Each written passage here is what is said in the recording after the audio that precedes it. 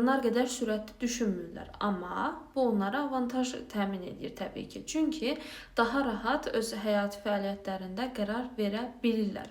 Qadınları tutaq ki, rənglərlə, məsələn, bir dənə əşyanı göstərin, fərqli rənglərini göstərin, o artıq orada özünü biraz itirir qadın. Qərar verməkdə çətinlik çəkir, amma kişi üçün fərqi yoxdur. Əsas o əşyanın funksiyasıdır. Onu alsın, götürsün və getsin. Bu qədər tamamlanır onun üçün. Və bütün bunlar testosteron dediyimiz hormonun təsiri altında ana bətnində artıq formalaşan zaman baş verir.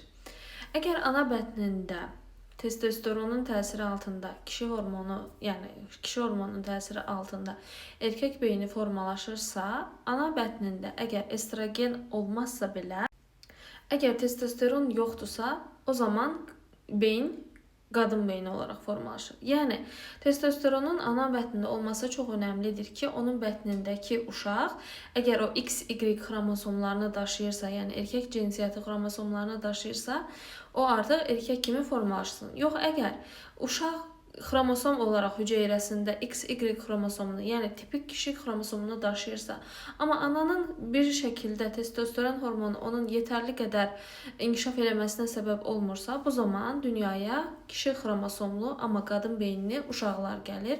Məhz bu da bəzi cinsi yönəlimlərin açıqlanmasında müəyyən qədər rol oynayır. İzlədiyiniz üçün təşəkkür edirəm.